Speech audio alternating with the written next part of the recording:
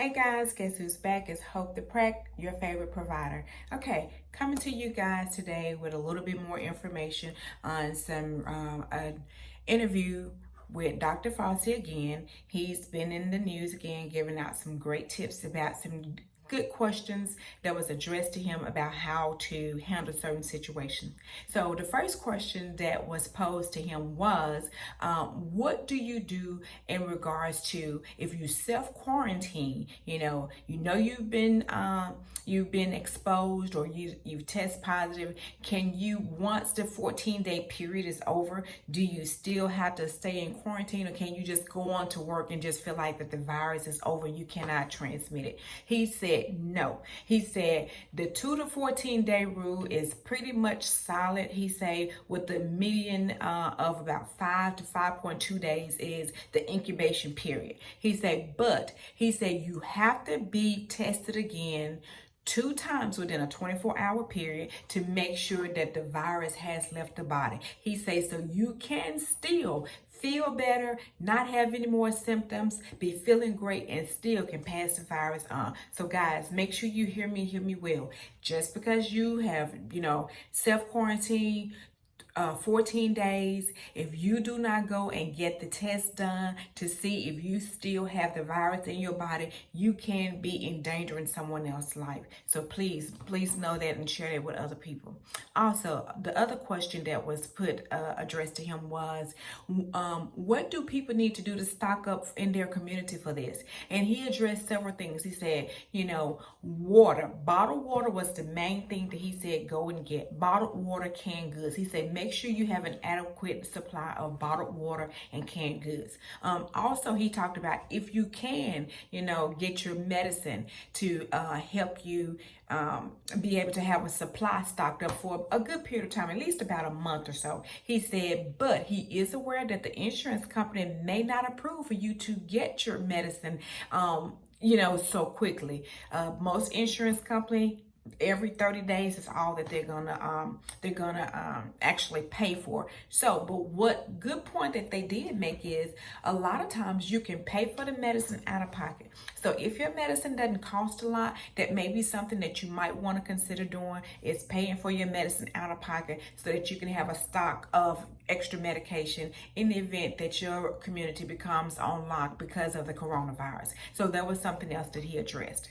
Another thing that he talked about was who was at risk for this disease being a fatality. Not just the elderly, but what categories of illness or categories of comorbids. Comorbid simply mean, do you have a pre-existing condition that make the coronavirus more deadly to this group of people than any other group of people? Okay, and he talked about that. He said those people who have congestive heart failure, they're certainly at risk of fatality.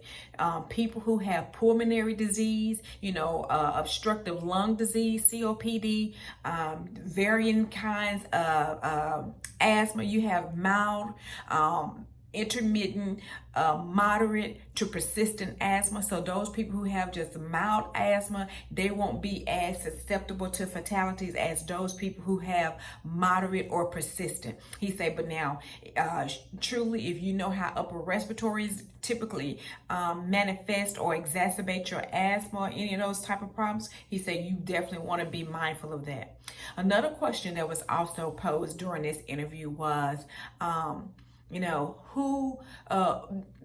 who should be traveling? He definitely talked about, if you do not have to travel unless, it is dire need, he said, do not travel. He said right now, they have not grounded, different traveling such as airplanes and stuff. They have talked about, cruise lines, cruise ships. I talked about that yesterday on my other video. But as far as trains, planes, those different things, the CDC is putting information out there as far as low to moderate to high or low, medium, high, as far as areas that you need to not be addressed as far as traveling or not consider. So definitely look at those things. And then another question that was also posed was, you know, this lady says she's a stay-at-home mom. She often shops online. She's concerned about, you know, items coming to her home, mail coming to her home. Should she be concerned about the coronavirus living on those objects and so forth, and her being able to contract the virus from that? His a recommendation was that they have already studied the amount of time that the coronavirus lived, and he said, in the virus itself, he said the amount that is able to be transmitted, he said it doesn't, you don't have to be as concerned with it being on mail, because by the time it gets to where it's going, the likelihood of it not being enough of the actual virus to be able to be transmitted, he said that's going to be very low. He said, so you don't have as much to be concerned about that as it is like to make sure that you wash door handles, car handles, baskets, those type of things. So he did address that. And then the last thing that he did discuss was just to make sure that you guys, you know, stay safe, continue to watch the news, and see where things are going. He did recommend that that something do be done, or they do look at the transportation and also insurance to make sure that people can be able to stock up on medication if possible. Okay, guys, you heard it from me. Hope to Prac, your favorite provider.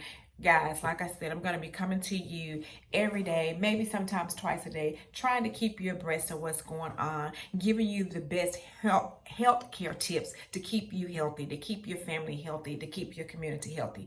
If you guys have any questions, you're welcome to inbox me, but share this video, make sure you like it, and make sure you stay safe. Peace.